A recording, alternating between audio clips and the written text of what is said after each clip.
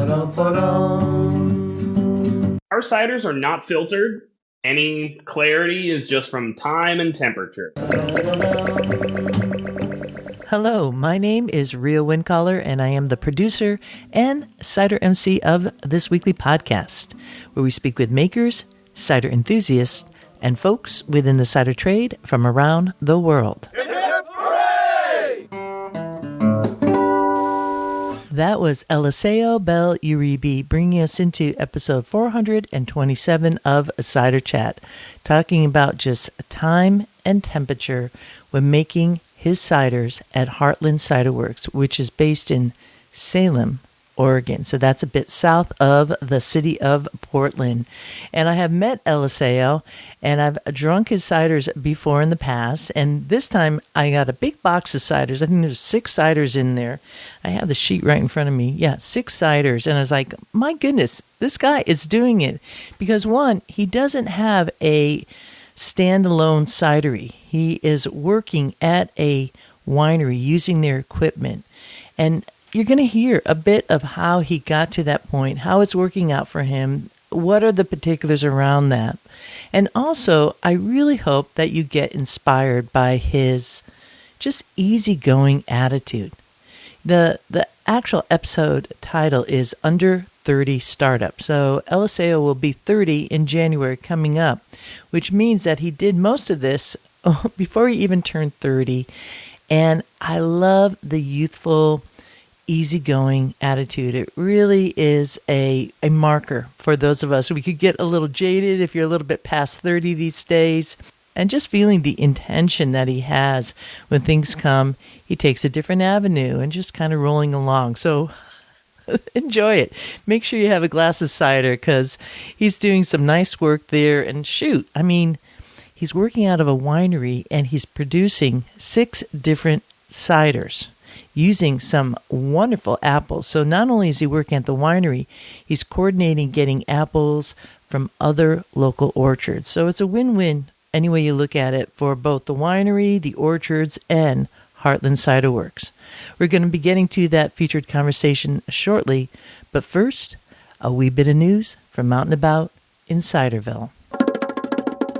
Cider Chat is listener supported, so that means it relies on you out there in Ciderville hitting the donate button at ciderchat.com or becoming a patron at the Cider Chat Patreon page.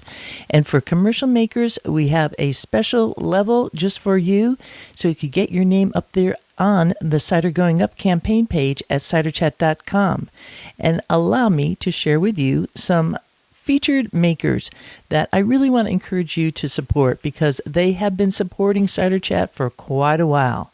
First off, we have Ross-on-Wye Cider and Perry Company, which is based in Ross-on-Wye.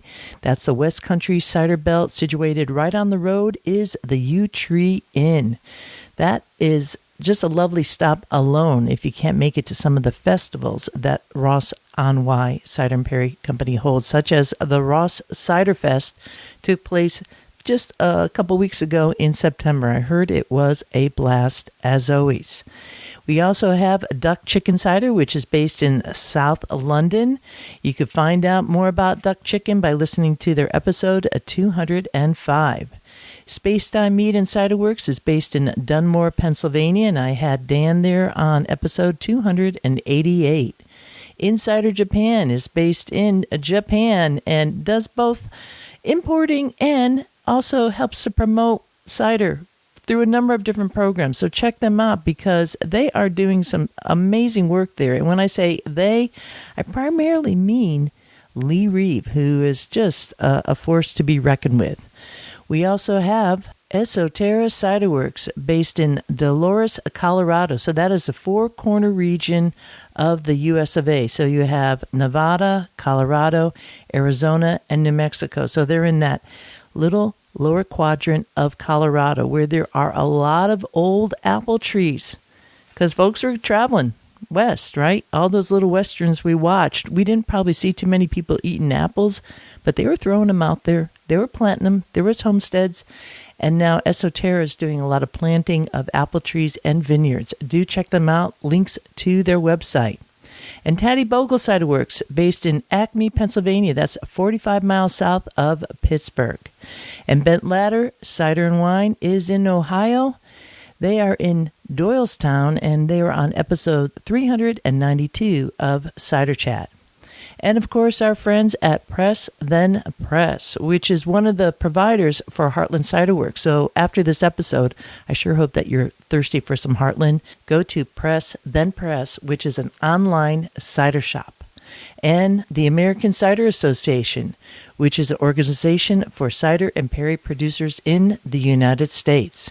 And Oliver Cider and Perry, based in Oaklepitcher in the West Country, also known as Herefordshire. We have a number of episodes on Cider Chat with Tom Oliver. And Locust Grove Brewery, which is based in Milton, New York. Go to the Cider Going Up campaign page at ciderchat.com and find out more about all these amazing commercial makers who help keep this podcast on the air. And while you're there, do consider becoming a patron yourself. There's links in the show notes, or just Google Cider Chat and Patreon. That's spelled Patreon. Walking through the orchards. Oh, yes, I have, and I bet you have too, because it's the fall where I am based, and the trees are laden with fruit, and there's just so much to see in the orchards. And you couple that with the fact that I am currently overseas while you are listening to this here episode. So if you download Cider Chat, you're subscribed to the podcast via one of the apps out there in the World Wide Web that helps you find your favorite podcasts. You are listening probably right around the time that I am now in the United Kingdom, in the West Country. You know, I mentioned Oaklepitcher, where Oliver Cider and Perry is, also known as Herefordshire. It's not also known, it is Herefordshire, and probably what I should have said, it's also known as the Shire. I guess J.R. Tolkien kind of had some inspiration from that region, so they get to like really play with that, which I love. Yeah, that whole region up there is so well known. That whole region is just all of West Country, and there's also cider happening to the east of London and a little north, so it is happening all over the country now. But you know, we really look at that region where we have Tom, we have Albert Johnson, the Johnson family, and little Pomona, so many people. But currently, I am in Somerset, which is south of that, south of the city of Bristol. Bristol is considered Somerset, but there is just so much cider to be had. And on this day in particular, I am making my way around the back roads of Somerset, checking out some cideries. So one way to key in on that is to follow Cider Chat on social media. You know, on Instagram, it's at Cider Chat Ciderville. There's a Cider Chat Facebook page. There's a TikTok. There's a Threads. There's Twitter if you are on Twitter. And also, of course, the Cider Chat YouTube channel, where, geez, there's just been so many good episodes rolling out. So let me back up a little bit if you're kind of new to the game here. Earlier in late summer, I should say, in August and the first week of September, I did a whole series with John Bunker, who is a premier Apple authority. He wrote the book on apple detection. It's called The Art of Apple Detection, to be precise. I really want to recommend that you go to his website to order it, which is outonthelimbapples.com. And I produced a whole YouTube video syncing his audio with the slideshow presentation that he did at CiderCon in 2024.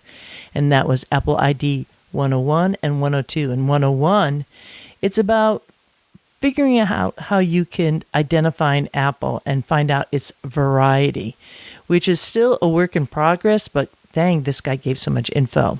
And in Apple 102, it was about describing an apple phenotypically. So that's getting into the intricacies of an apple.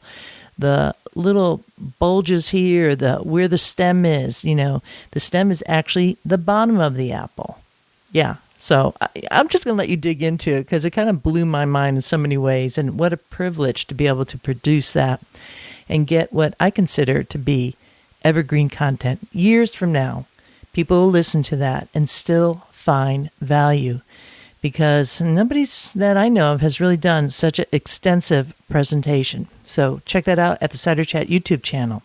Then we spoke with Nick Showering of Showering's Cider. They came out with a triple vintage. This is the first one that the Showering family is kind of getting back in the ball game, so to speak. Not that they've ever really been out, because they've had what you would say, I don't want to say subsidiaries, maybe it is, for like business talk, but they've had their finger on the pulse because they've been part of that big kind of multinational scene for a while, but they're actually coming back strong. And I recently just interviewed a maker at the Showering Mill in Shepton Mallet. So you're going to get a lot of backstory on that, but do check out if you want to hear about Baby Sham and this delicious triple vintage where they take 3 different years of a particular cider that really features the Dabinet, that particular apple variety, and blend it together just so. A delectable cider indeed. And that was episode 425. And then just last week on Cider Chat, we had Robert Van Woerden of Red Island Cider. He and guest podcaster Al Sachs were just like really enticing me to like get in the car and drive immediately to Prince Edward Island, Canada, and hunt down some oysters and mussels and some Red Island cider and steam those suckers up. Oh my goodness. It was just like a savory audio treat to listen to them talking about such a beautiful place. I hope you put that location on your list of to do. It just sounds super, super dreamy. And yeah, I was pretty jelly. But now this week we have our own podcast. I'm on the road, so some of these episodes have been pre-recorded, so I don't have the most latest update. But I do have a little bit of info that because I'm kind of catching up and everything's delayed, and I don't know, you probably don't need all the details. But I just want to say thank you to some of the following folks who did what we call cross-promote cider. When the John Bunker episode went out on describing apples phenotypically, we saw our friends at Spacetime Mead and Cideworks share that post to their Facebook page, because they are savvy people who know that if they want their cider drinkers to be informed, check out this episode. And we also saw Oliver Cider and Perry sharing it to their page. Actually, Tom, I think, shared it to his own page. So thank you for that. We also saw Frosty Twig, which is based in New York State. That's Dan Gallagher. He has been on the podcast, and he also shared it to his Instagram account. And it really kind of inspired him to go out and measure a crab apple. And he had a little measuring device on his little Instagram account. I'm going to put a link in the show notes to his account so you could maybe scroll back and find it. I just loved how everybody was totally geeking out on the apples. So what they do there is they're just sharing what Cider Chat has put out into the world, which is often maybe your voice indeed out there. Maybe you've been on the podcast, and letting it be known to others. So please do that if you can. It really helps both the podcast to get discovered, and it really also helps apples and orchards and cider and makers and drinkers, all of us to stay connected and to share just the wealth that we have in front of us. A Cider Chat has over 400 episodes. Soon we're going to have 450 episodes. And that's a whole lot of voices out there in Ciderville with all different styles, all different approaches. Maybe the common goal is that we just love cider, but everybody takes it a little bit differently and creates their own special mix. So cool stuff there. Yeah, you could do that. Use the hashtag #XPromoteCider, and we will share it equally so on our feeds too. I really do like staying in touch with everybody out there on social media. It's so much fun. You just find a random photo coming up on your Instagram feed and you get to say something to that person. I mean, it makes my day when somebody says something on our feed here at Cider Chat Central. It's like, yay, somebody is reaching out. And, I'm there typically sitting down, sipping a cider, and I get to say something, like kind of feel the vibe going. Highly, highly recommend engaging. It just, if you want to pass a smile along to somebody, just engage on social media just a little bit. Keep it positive is even better. All right. This is the time for our featured conversation with Eliseo Bell-Uribe.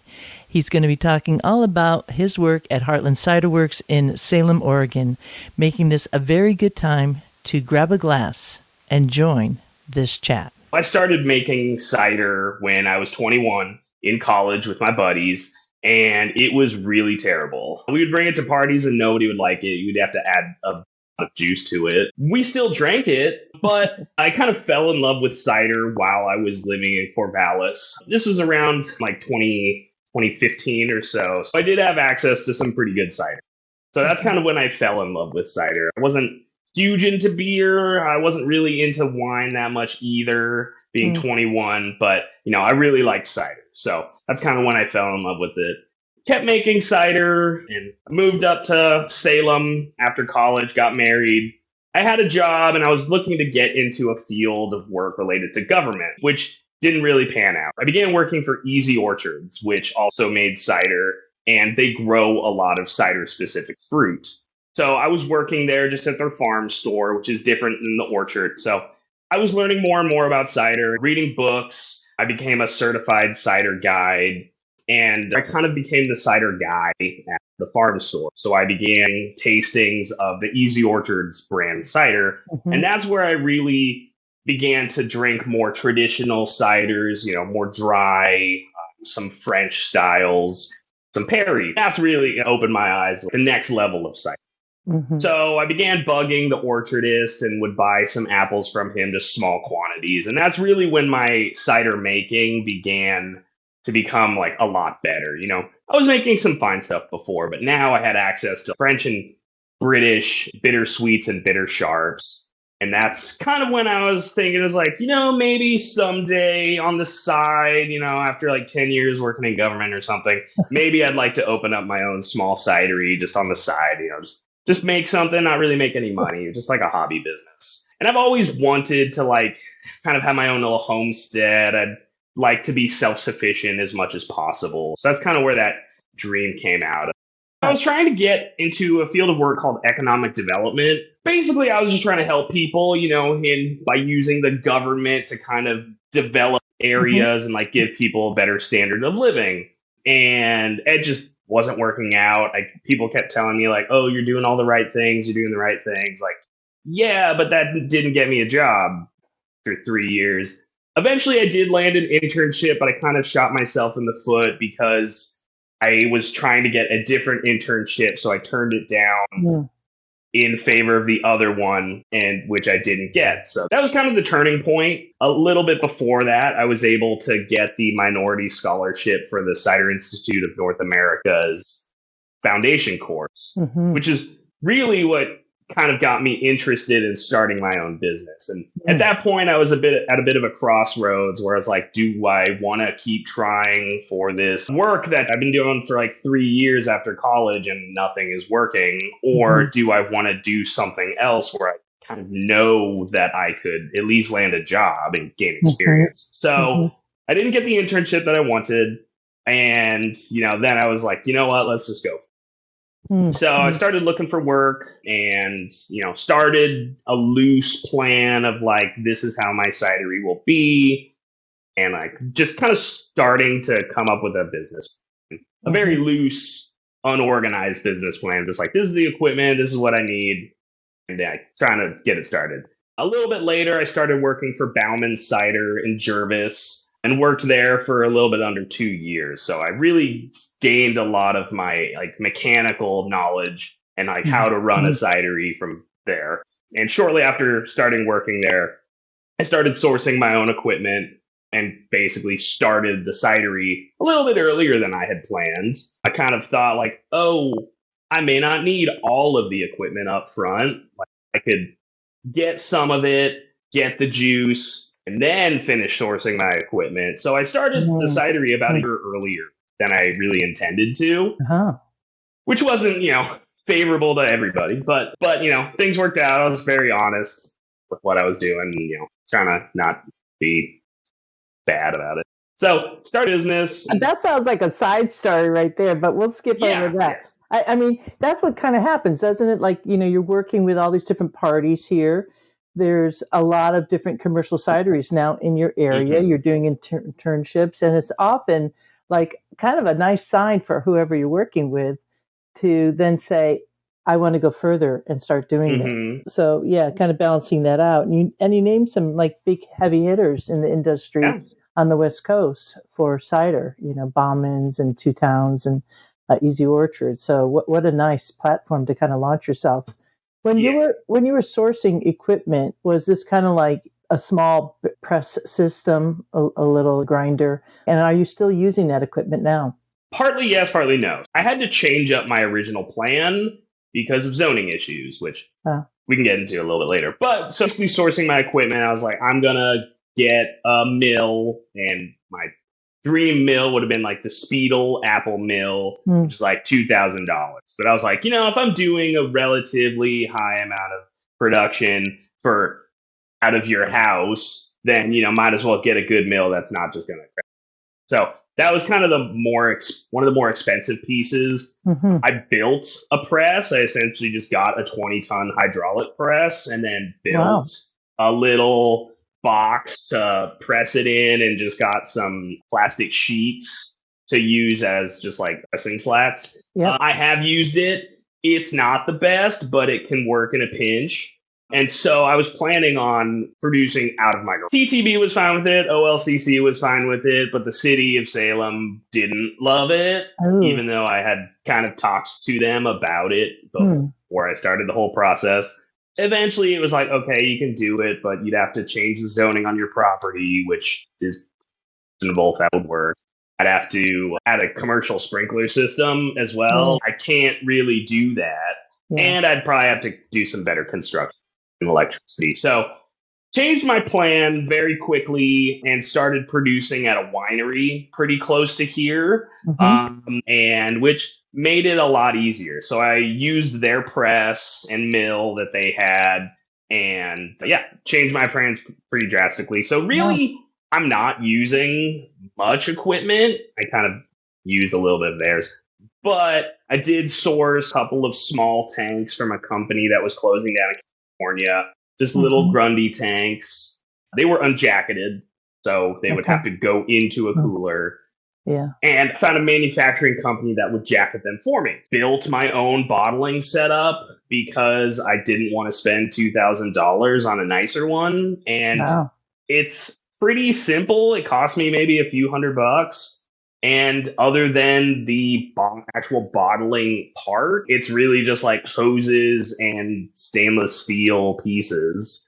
And I've used it to bottle a couple hundred cases maybe over the past couple of years, but it works. And, it's not the best, but it works. Well, the cool thing about it, and I know you a little bit, we've hung out a little bit, at the conference and stuff, and I think I have a sense of who you are, which is, and just hearing you, is you kind of go with the flow, and your personality is so chill in that way. It allows you to get over these hurdles and take it in stride, which is part and parcel for being a cider maker. It requires a lot of patience, right? And tenacity, both of which you have, obviously. So kudos for that. So you've been at the same winery for a while. This model is something that we've seen other cider makers do, such as like Tanuki Cider. Robbie Honda in Santa Cruz County area has done something similar. Doesn't necessarily have a spot, but is working with other spots. This is a good place to put a pin if anybody out there in Ciderville is listening and you want to do something and not let those hurdles stop you. That there's a lot of resources. Can you talk a little bit about that relationship with the winery? The winery that I chose, I had heard about them before, that they do things like this before. They do custom crush, which basically means like they make stuff for other people.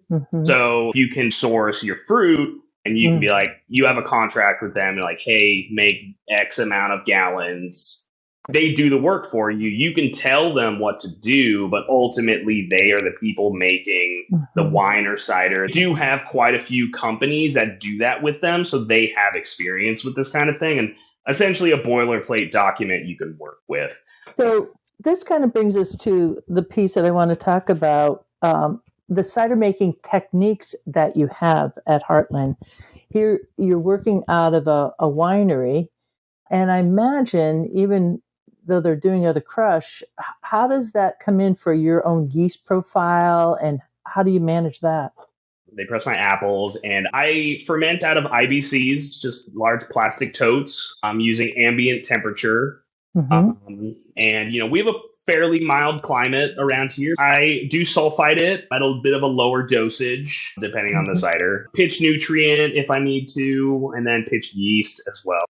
And, just kind of let it go. Pitch a nutrient at the proper time, usually a third of the way through the ferment. And just kind of let the cider go. The Avalon, which is our very, very first cider, the one with the little red apple on there. That was our very first cider, and that one just went until it stopped fermenting. So it hasn't ever fermented completely dry, which I find a little strange, even though I do add nutrient at the proper time. This one, I believe, has like 1.08 final gravity, or maybe just over 2 bricks. 2.4, it should say on the bottle. 1.54 bricks. So it has a little bit of residual sugar, but it is mostly dry. Our other ciders, the Little Apple, I did back sweeten that one a little bit. The vast majority of our fruit we get from local orchards. Most of it is from Pleasant Valley apples out of Sweet Home, which is less than 50 miles south of here. We get most of our fruit from them, and they're more expensive than other orchards I could source from, but I like the way that they're doing things. They grow in a more sustainable manner, and I just like the way they're doing things. So I choose to get more expensive fruit than I possibly could with other orchards. I do source a little bit from Idle Acres as well. They're a larger orchard, but right now I'm sourcing some Marie Menard from them, which is an apple that I really, really like and have it's one of my favorite cider apples. And I get that from them because not many people grow it. I do forage some apples, and, we did have some foraged apples that went into our original Avalon, but now it is strictly cider apples that I chose. Our Heart of the Valley is all foraged apples, but that was a special.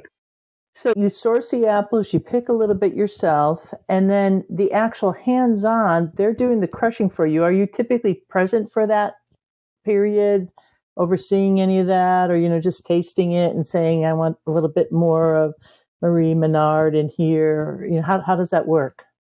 I am there when they're pressing at the bottom, tossing rice hulls into it, and you can see some videos on my TikTok or my Instagram of just me just in a this full get up, and I'm just shoving rice hulls in and getting covered in apple residue. And then once that's finished, we'll put it into a large bladder press, and I kind of just grab a shovel and shovel it in, and then they just turn on the press, and then I stand around for a few hours just pumping the cider into my IBC. All right. So I am there for all the steps of the process. I just use some of their equipment and they help me out. But once it's done pressing, I should be pretty much done with any equipment. It goes into an IBC and ferments, and I manage the ferment. And then when it is ready to get finished packaging, I put it into one of my tanks and throw it on glycol to chill it down and carbonate it.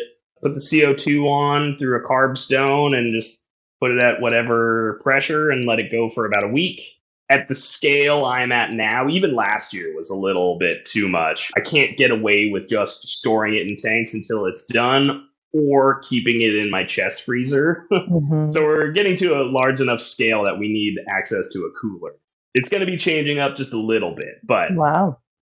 Yeah. Wow. Well, that's a good sign. You're going in the right direction, because I have a list here in front of me of all these ciders that you shipped out this way. Yeah. I opened the box and I was like, Christmas has come. Holy smokes. Because a year or so back, it was the Avalon that I first tasted. I did a little bottles on my desk. Folks can look at that on YouTube. And now you have, what is it? It's like 6 ciders here. 6? Dang. I mean, that's something to kind of consider. I know people listening and be like, well, okay, he's like, we're not kind of cidery, but you're like, you are working it like big time. I'm actually getting a little bit thirsty. I don't know about Me you, too. but I'm getting thirsty. We should crack one of these open. Let's do the French. It has a Okay. little bit more of a delicate flavor. Ooh. The Avalon is a little bit more stronger. This has a Marie Menard in it, Rene de Palme, Roxbury Russet, and Harrison apples. Shows a little bit of the carbonation. Pour it in my glass here. Aroma is just popping out of the glass. And our ciders are not filtered. Any clarity is just from time and temperature. It's coming up to a year old now. Cheers. I haven't even sipped it yet, but I just want to talk about the color for folks who can't see this. Mm-hmm. It's like an orangey color, kind of apricot, just a beautiful hue to it. Like amber. Yeah, like a very light amber. It's a stunning color. And it's not as sweet as probably most French style ciders. And it maybe has a little more acid as well. There's a lot of French ciders now. I think at one point, we could put it in like one kind of category of that farm style, but it's really different now. Well, the reason I chose Marie Menard specifically was because I tried some at Easy Orchards. They grow some. And just walking through the orchard, you can smell it. And it has such a rich, fruity aroma. I wanted it in a French cider to give it as much fruity aroma as possible. Mm-hmm. And the yeast that you're using, can you tell us a little bit about that yeast? One was called Elixir. It is to make like a more fruitier cider. It is a wine yeast. Mm-hmm. Yeah, and it is delicate. I'm drinking this. It's slightly chilled. I took it out of the refrigerator before I got ready for this recording, so it's kind of chilled down from the refrigerator, so I'm able to get more of the notes in here. You have a little bit of that earthiness. There's no funk on it, but it does give you that type of French style, which makes you feel like you're out in the countryside. And I just love that. It's like, you're walking in an apple orchard, but it's not like apple blossom smell at all. The tannins are lovely. I also love your bottles. They're just so damn cute. What is the height on that? That's like 7 inches? I think it's like 6 3/4, maybe. Okay. What is the style called? It is a stubby bottle. And I chose them specifically going into the business. I was like, my cider is not going to be the cheapest cider out there. I know that because my apples are more expensive and I'm just going for a higher quality cider. So the price is going to be higher. So I was specifically wanted to do a smaller bottle so that even though the price is more expensive, the price per bottle would be cheaper. So that people would be like, hey, I could try out this bottle rather than like a $20 $7.50. Right. And since I already knew that I was going to do a smaller bottle, I was like, let's get something that not many people are doing to make it kind of pop on the shelf. So I chose the stubbies because there's just not that many people doing them. I also really like them. They're cute. They fit in the hand really well. Yeah, it's just like you got a full hand of it. Like it's great. There's only a few makers who have used these styles. There's not much. Shelf. It's all about getting attention on the shelf, and I think you're doing it right there. Nice. Well, let's go on to the next cider then. This is kind of like your flagship, right? Your Avalon? Yeah, that was the very first cider I made. When I sourced my apples, I was going to get some from a company up in Hood River.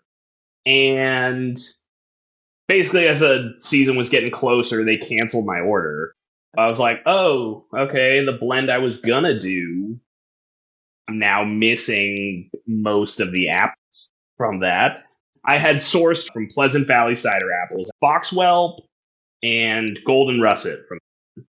And then I was also getting some Arlington Mill from Idle Acres in Turner. And so I was just thinking, I was like, okay, Arlington Mill, Foxwell, and Golden Russet. I was like, that would probably make a pretty good blend. So it was not really planned, but I was like, that would probably make a pretty good cider. And it did. And so this year is a little bit different. It has some Dabinette instead of all Arlington Mill. Right. So it's like half Yarlington Mill, half Dabinet, and then Foxwhelp and Golden Russet. So the Golden Russet does add a decent amount of sugar, so it pumps up that ABV quite a bit. It's just a little bit under 8%, but it drinks pretty easy. This is saying 7.7%, so that's kind of, Yeah. So the very first year it was 8, but this year it turned out a little bit sweeter than the first year. Mm-hmm. Cheers. Cheers. I'll kind of bring my 2 glasses here. Once again, that beautiful orange color, like apricot, a blush to it. Nice carbonation. Definitely drier, higher acid, and it does have a good amount of tannins. It does have a nice amount of tannin and a nice balance of those different apples. So you're getting some sweet apples here. I mean, they're just like to die for kind of apples for cider makers. Yeah. And we are very lucky. The place that I chose to live just happens to be really good apples. So I'm pretty lucky in that. I didn't have to move anywhere to do this. I lived in Salem growing up. I still live here. So I'm just very, very lucky that there's a lot of apples. Mm-hmm. Yeah, a lot of apples to be had in Oregon for sure.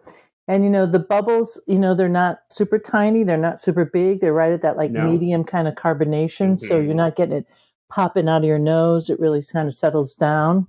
Fits well in the glass. Another great cider with food. My very first year, the Avalon sat in tank for 8 months as I was just slowly filling kegs and bottles from it. Yeah. But with a little bit of a higher production, plus a couple of my ciders aren't as, like this one has higher acid, higher alcohol. It's probably fine in good storage. But something like the Blue Apple has low alcohol and its acid isn't super high. Mm-hmm. So I want to make sure that it stays cold. Tombé de Neptune is sweeter, even though it does have higher alcohol. I want to make sure that it doesn't keep fermenting. We don't pasteurize it going into tank. We don't add anything like Velcorin or other chemicals to halt the fermentation. It's just cold. Our bottles are pasteurized, so they are shelf stable. Mm-hmm. But anything that's in a tank and stainless steel, it has not been changed overtly to halt any. Yeah, so the 2 ciders that we just tasted are in the 7% higher range. And then the Little Apple is 3.65%. So ciderkin style. That's like really easy drinking and probably what I should be drinking on this hot August day. I like to call it an enhanced ciderkin. So we make it like a regular ciderkin, press our apples, rehydrate the pomace, press it again, which gives us a very low alcohol potential. I do add some crabapple juice to this one to give it a little bit more sugars and as much flavor as possible. And then for this one, we did back sweeten a little bit with Golden Russet and Foxwhelp. You're saying all these amazing things that you put in this little ciderkin, Foxwhelp, some crab apples for ciderkin. You're really putting in the work. Well done. I want it to be as close as possible to a standard cider while being low alcohol. We do have plans for another low alcohol cider this next year as well. You want to share, or you want to? We will, we'll share. So that will be our very first commercial co-ferment as well. So this one is getting a little crazy. We're going to be doing a rosé cider. Okay. Yeah. So red fleshed apples going into it, making a rosé cider. That'll be its own thing, and then that'll be lightly oaked as well to add a little bit of tannin. We did a test batch of it last year, and it is pretty sharp. A lot of red flesh varieties have a lot of acid and not much tannin. So we'll be lightly oaking that as well to kind of mellow it out a bit and give it some tannin. So that'll be its own thing. Don't have a name for it quite yet. And then we'll be doing another ciderkin of that. So, press the apples, hydrate the pomace, press again. And then I'm going to be adding some Pinot Noir grape skins to give it some tannins, a little bit more color, and up the sugar content a little bit. And so terroir, Pinot Noir, that's like Willamette Valley. Yeah. It is, yeah. We're known for our Pinot Noir. We're world famous for Pinot Noir, so it's like, if I'm going to do anything that's a co-ferment, it's going to be Pinot. It may ferment in a Pinot barrel as well. So it's like, if we're going into Pinot, I might as well go all.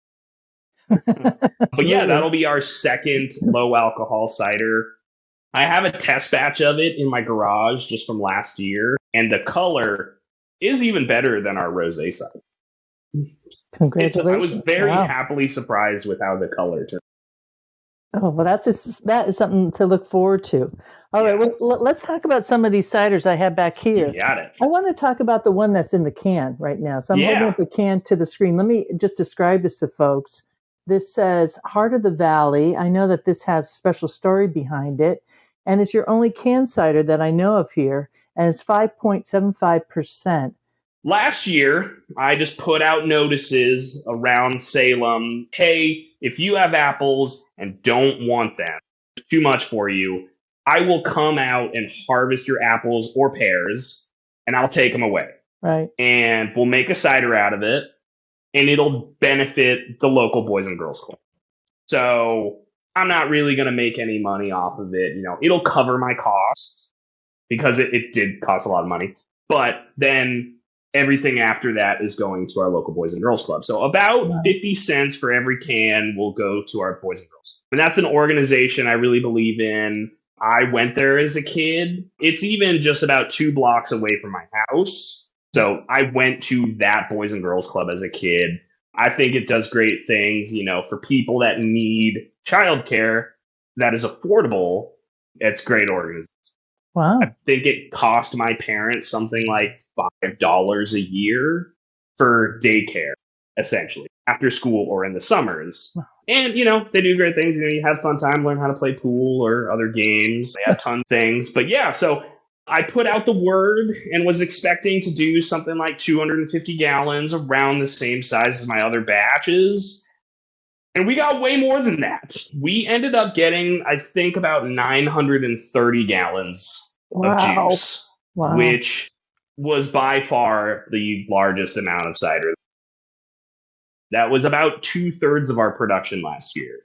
And it was basically just me, my mother, and my wife going out with hooks and just shaking trees, which is okay. You know, we don't have to climb up on ladders, but it's a lot of work, especially on a hot day. Yeah. But we got just a ton of fruit. In fact, I think we got about 6 tons of fruit. My goodness. And I'm hoping to get it out into more spots. You know, it'll kind of drive some free marketing for the brand as well, but giving back to a local organization in the community that I really believe in. Yeah. Wow. I mean, talk about working hard to make it happen. You really are doing that and kind of gifting it out to the world. I hope that in turn it comes receiving back to you, because that's important to maintain.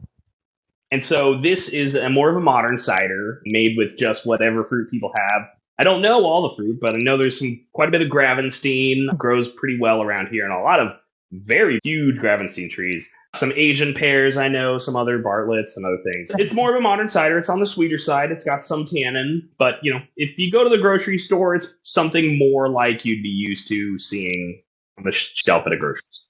And it's a beautiful can too. I mean, you know, it is. Yeah. So that was done by Kirk over at Cultivar Creative Studios. You had him on your podcast recently. We did. He did a really good job. Sure did. Very quickly too. Wow. Yeah, I was very, very happy with this one. Cool. All right, Kirk. Well, I'm impressed by that. Very impressed. All right. Well, let's go to the Cooper, because this is a little bit different here, what you're doing. Mm-hmm. The next 2 ciders, I guess, technically are flavored. The Cooper is a bourbon barrel cider. So I got Sweet Alford, is an apple that my orchard also carries. They recommended it to me. And so I read up on it a little bit and was like, okay, it's a vintage quality apple. That must mean it's good. So just kind of decided to take a shot in the dark and was like, okay, let's get a bin of this, do a little test batch. I was planning on doing it as more of a champagne style, but then my apples were coming in about a week or 2 and I didn't have a barrel. So I was like, okay, I need a barrel. So the only thing I could find on short notice was a bourbon barrel. And so I picked it up and made the cider. and it was very surprisingly good. Me and my wife were bottling, and I was just like, oh my gosh, this is fantastic. And that was my favorite cider this year. It was just unfortunate that we only had about 20 cases of it. Well, I feel very special to be able to have this. And this, interestingly, even though it's on a bourbon barrel, it's 6.4%. It's a little bit lower. Yeah, ABV. It's lower. It's not as high. I guess just the apple doesn't have as much sugar to it. But yeah, it was very, very good cider. We will be increasing production of that 4 times this next season. Well, that says a lot. So we'll have quite a lot more of that because that's sold pretty quickly. I do love my bourbon for sure.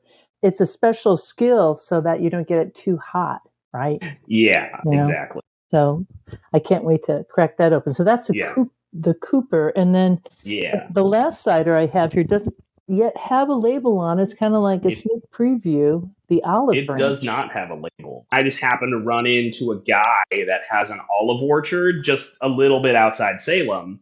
And we just began talking. He was going to do some work with other people. But he's been working with the Food Innovation Center at the Oregon State University. Yeah. Got an email a couple weeks before about some Newtown Pippins up in Hood River. And I was like, okay, good price on the apples. Good apples. I haven't done anything with Newtown Pippin. So bought 2 bins of Newtown Pippins and fermented it into a nice drier cider and then aged it on olive leaves for about a month or so. Why? It just sounded interesting to me. And so I did a little batch at home.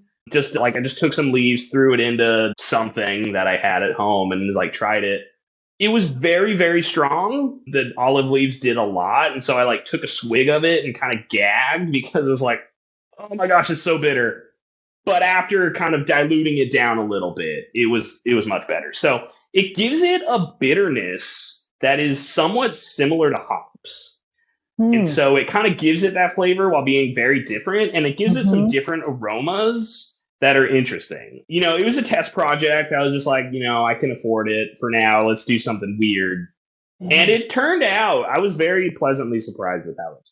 That's why. And yeah, it's something very different that I haven't seen anybody else do. And it has turned out pretty good. Did you clean the leaves before doing it? I did, yeah. So they weren't dirty or anything, but I did make sure to clean them. The Innovation Center had said of soaking it in chlorine water. But chlorine and cider don't really mix very well. No. So I was like, I don't really want to do that. Yeah. So I did make sure to clean them. And then I kind of put them in some boiling water for a little bit just to make sure they're sanitized. Wild. And then steeped it in there. I steeped it in a little test batch and then kind of blended it in at whatever amount I determined. But it's a Newtown Pippin cider. It's mostly dry, so it's got a little hint of sweetness and it's definitely mostly a Newtown Pippin cider.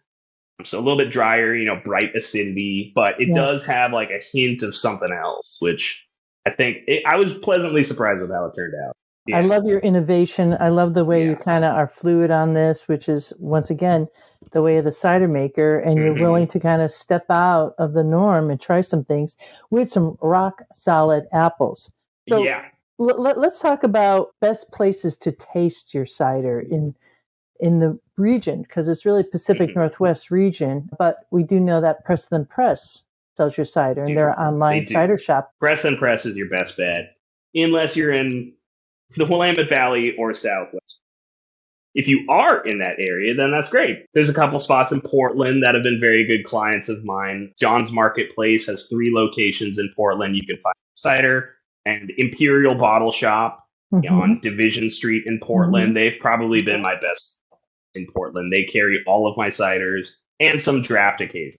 And in January, we are planning a tap takeover / release party of our new ciders. We should have something like 6 ciders on tap of all of our new stuff. Avalon, Little Apple, Cooper. We'll have the cans available, but that's not in draft right now. And then we'll have our new rosé cider and our new low alcohol rosé as well. So I guess that's 6 in draft and 1 in cans. And then maybe the olive branch as well, depending on when. if that holds up, if we still have it available or not. Fantastic. If you're in Salem, I've got a couple liquor stores that carry my stuff all the time, the Kaiser Liquor Store and the Pioneer Beverage Liquor Store, which has a certified Pamelier as their kind of buyer.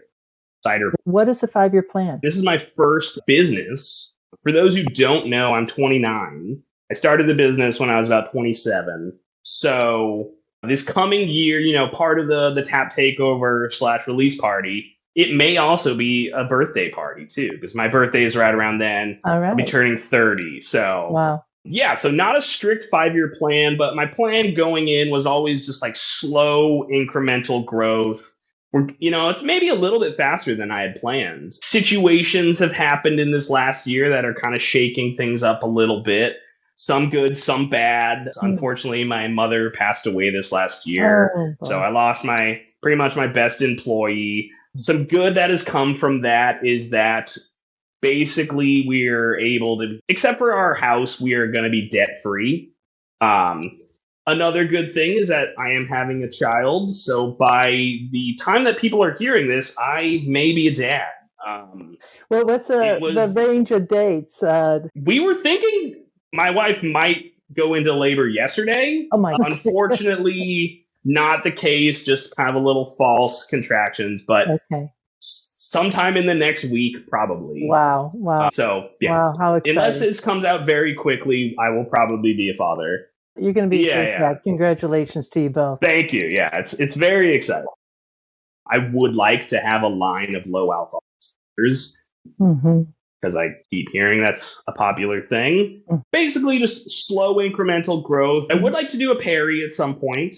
And I just learned that red flesh pears are growing. So I'm trying to maybe see if there's any in Oregon. I'm not finding much, but I haven't really tried that either. Wow. Well, we have a lot to follow you on here. I mean, geez, it's like a bushel full of, like you said, really great news, and then life kind of throws us these sidebars that are kind of hard. But it does. Well, yes. Well, I'd like to just say to your mom, cheers. That kind of speaks through the longevity of a person's life as the person that one creates, and to your future as fatherhood, and to your wife, and to your soon-to-be child out in the world.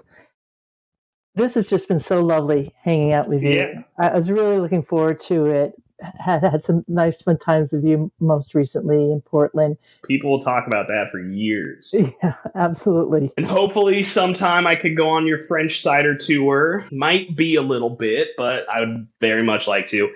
And after your Chilean interview, that has gotten me really interested in Chilean cider and would like to visit there. If you ever do a Chilean cider tour, very interested. Okay, good. Well, Eliseo, I'd like to thank you once again for being on the podcast, just filling our cup with such amazing whole perspective of different ciders here. You're pushing the envelope on a lot of ways, and we really look forward to the future and following along the path of Heartland Ciderworks. Cheers, and thank you once again. Thank you very much. Find the contact info on how you too can get some Heartland Ciderworks by going to ciderchat.com. Just go to the little search button and put in Heartland, and you'll be led right there. And with that, I leave you here. This is Rio Wind Caller signing off for now. Looking forward to seeing you in Ciderville. Do it like this. There is a reason why we do it like this. Yeehaw!